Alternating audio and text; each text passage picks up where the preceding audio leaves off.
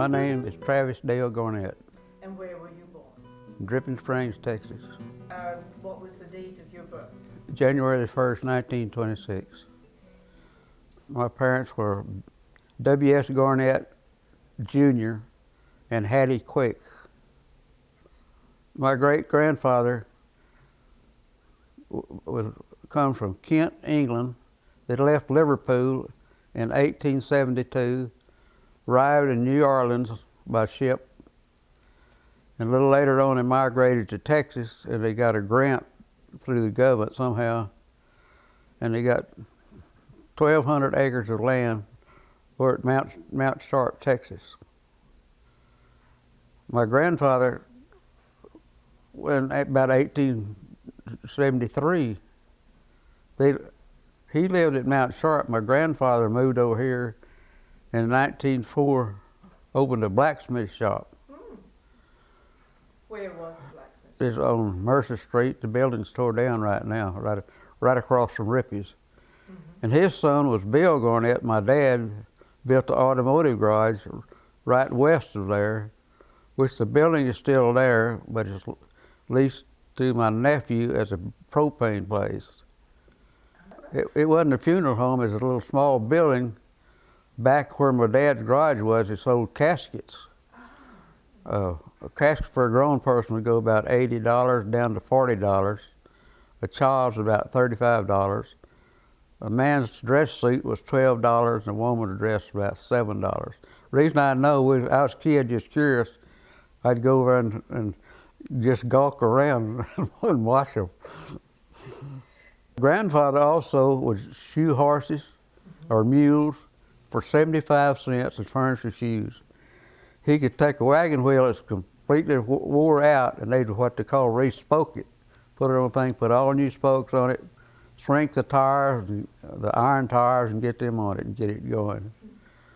Well, when I used to go down to Camp Ben McCullough, some of the old Civil War guys are still alive.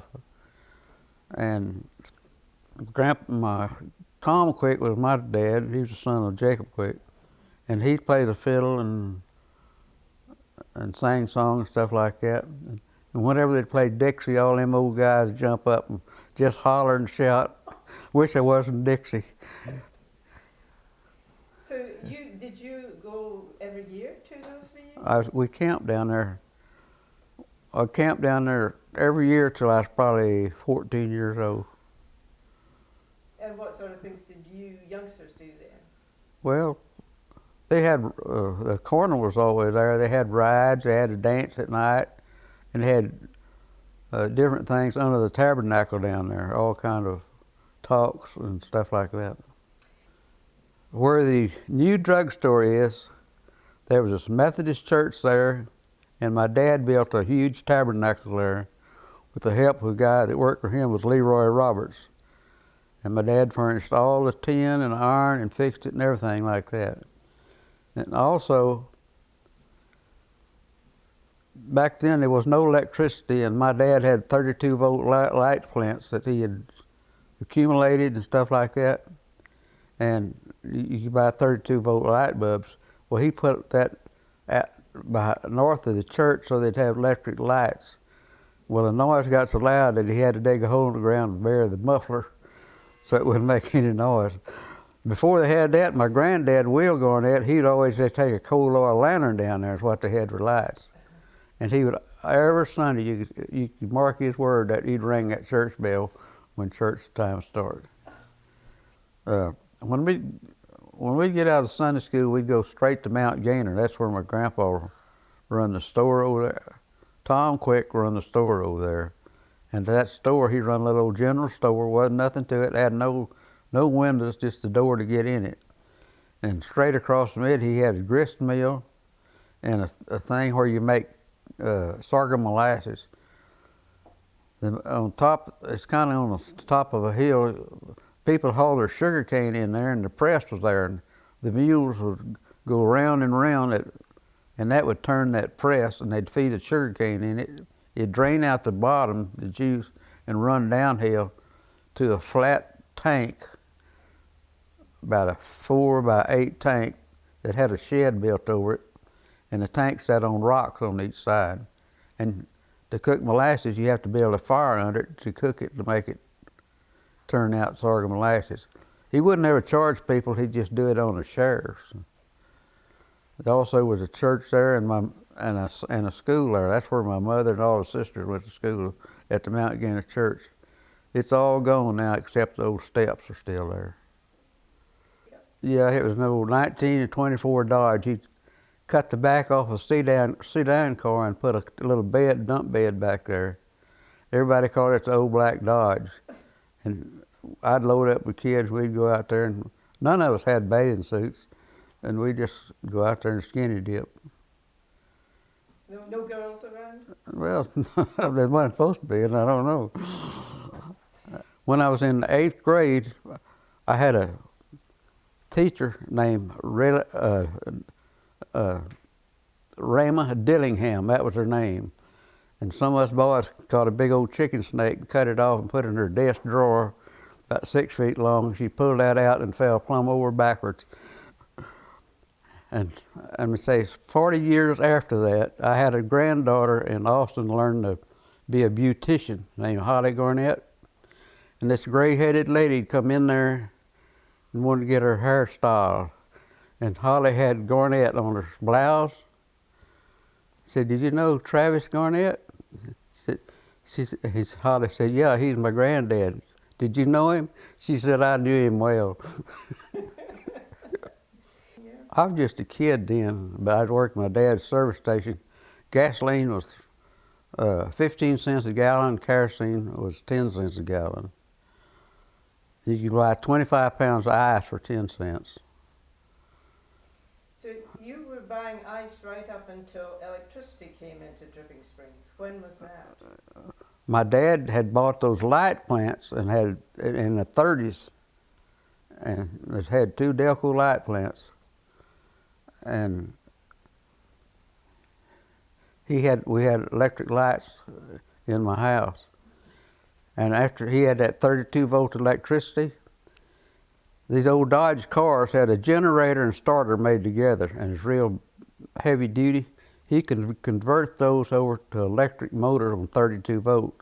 He made a motor out of those to pull his pump jack, his grinding wheels, and stuff like that. He also made a big drill press, which is in my shop that I still use. Him and his granddaddy made it. And he made his own air compressor. He had a steel turning lathe, and he did a lot of machine work too. Well, when I was a kid, right behind where my son lives now in that rock house, that little stream used to keep water in it all the time. And my dad had a little dam across there, and he built a water wheel that the water would go over and turn it. On the other end, he had a large wheel, wooden wheel, with a fan belt to run down so that water turned. He'd run that fan belt to a generator to charge batteries with that water in it. But since then, it's been dry weather, and it all got tore down. They asked me if the Army or Navy. I said I'd rather go in the Navy. So, what did you feel about when you left home? What did it feel like? Oh, I don't know. I had never been no further than 50 miles out of Dripping Springs in my life. We got on an old train, and it took us about 2 or 3 days to get out to California, where I took boot camp. And half the time I had to sleep on the floor because it was so crowded. I took boot camp in San Diego on North Island. And the first thing he put me in is KP and stuff like that, and I stayed in it 2 or 3 months. But it wasn't bad. Could have got all I wanted to eat and stuff like that. We went from Pearl Harbor to Anahuac. That was another island. We sat in that place about 2 weeks, and we finally landed on the south end of Samar Island. That's the island right across from Leyte. A little old town was named Giwan, but we landed on the jungle. We got out and went straight to the jungle where the Seabees had laid out a bunch of bombs on the ground, stuff like that. That's where we slept right there for 2 weeks among those bombs. And the Seabees were starting to clear the land out to build a airstrip. We didn't have nothing to eat but sea rations for about 2 weeks and all the bananas you wanted to, because it's on the trees over there. Finally, they got an old tent for a mess hall and stuff like that. And I was put on the detail that buried the dead ones. So, sometimes bodies would wash in from the sea. You didn't know if it was white, black, or what it was. They'd go ahead and give them a military funeral. The most ever buried at one time was 18 or either 28, just arms or legs and heads, all in 3 big boxes. And that's hard on you when you're 19 years old. And when that bugle played them taps, tears just rolled down your eyes. All them young boys that died over there. When did you I married Lois Garnett in 1947, I think, like that. At that time, I was working a little bit for Alva Hayden, Mr. Hayden. He and I was in the Navy at the same time. But he had got back and opened a garage, and I worked there 2 or 3 years. Then after that, I went in business for myself and run an Exxon station.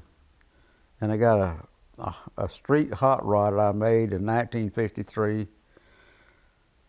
And where the barbershop is now, that little, you know up there where it is, that was one of the garages I was in. That's where I built that car. I bought a Model A for $15. I cut the top off and channeled it and lowered the top and made that old car. I still got the car out here. It's been restored twice since then. This old lady said that Garnett boy never lived to be 25 driving that car. Well,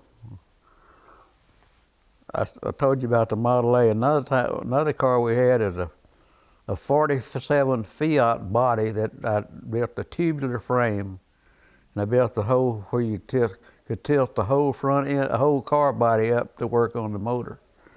One time we was racing at Little River, and it didn't have any front brakes. It had rear brakes and a parachute. One time Gary was running it through 130 and the parachute didn't open. He went out plumb out through the end of the driveway and across the major highway and never got hit. Another time we was on another car, had a Pontiac Firebird car and had a fiberglass hood on it. You get these 2 pins you stick down and put pins to hold the hood on. And he's running through it about 100 and forgot to put the pins in, and the hood flew up and went up like 100 feet, come back just like a butterfly. But it never hit anybody. My dad in 1920, he built a race car himself. It's an old 24.5 Buick and had huge wheels on it. It's 28 inches high. He told me he ordered the tires out of Detroit, Michigan. It cost $50 a piece, and that was high dollar back there. And he said a guy out of Austin had a new Studebaker that called him and wanted to challenge him to a race. That's way in the 20s. My dad said I outrun him in second gear. Well, at that time, it wasn't Exxon. It was Enco, I think, is the name of it. And at the time when I got it back, gasoline's about 30-something cents, like that. And people would stop by and buy gas and stuff like that. Where was it situated? At that particular time, it's on that same building up there where the barbershop is. And later on, I moved back down here to my dad's building where the propane company was and run it until 1960. And that's when the highway changed from this street over to where it is now. At that time, I was doing mechanicing work, and also I drive a school bus, and my wife pumped the gas while I was gone. Just like that. One time on a school bus route, I went from down to Jacob's Well, across through the back roads, and come out on Henley. And one time a deer had jumped the fence and broke his neck, and I said, well, I'm just going to put that on a school bus and I'll skin it when I get home. And anyhow, when I got home, of all things, one of the school bus drivers, a woman, was flagging me down to stop. I just pulled around behind her, talked out the window. That's what she wanted. I didn't want her to see I had that deer on the school bus. Bill went on to be a school teacher. Danny and Gary liked Little Phineas High School, and I said, y'all come out here and work for me. They've been working that garage ever since, and they're expert mechanics, can work on anything or fix any kind of car. And they're running it today. I was on the city council 2 or 3 terms, and finally they appointed me to take care of Founders Park. At that time, they'd lock the gate every night, and I had to go and unlock it in the morning. I'd also mowed the grass on the whole park for 2 or 3 years. I'd empty all the trash cans, clean the restrooms, and clean under the pavilion, stuff like that, for 2 or 3 years for free. Now I think they pay people to do that stuff like that. And I was on a, at that time I was working for Bill Hayden. We had an old Army weapons carrier that he had bought, I guess, and put about a 200-gallon water tank on it, and that was Dripping Springs' first fire truck. Later on, Mr. Hayden had got another old fire truck. It was a 1917. It was so old it had a chain drive to the back wheels, and you couldn't drive it over 20 miles an hour to get to shaking. So, but anyhow, finally we got us a firehouse down there, and we got better equipment. And one time, on West Fitzhugh Road, the house was on fire. We went over there, and the elderly lady lived there, and her husband was in the house with it burning, and he was an invalid. We went in there and got him out, of course, and accidentally bumped his head, and his wife gives a good chewing out because we bumped his head.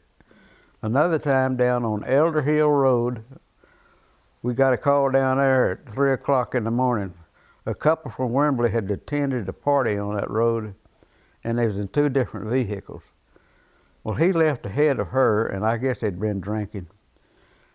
He hit the very end of a chain link fence, and the top pipe is about this big around. It went through the dash, through the windshield, hit him in the chest, pushed him through a double cab pickup, and on through him and come out the back, and his shirt pocket was hanging on the end of it. And anyhow, I was running the jaws of life. We cut it off about 6 inches in front, 6 inches in back, and that man lived. That's 2 of the things I really remember about that fire department. I've been on the water board 30 years. When I first got on there, we didn't have too much equipment. And I've been with Mr. Alva Hayden several times to patch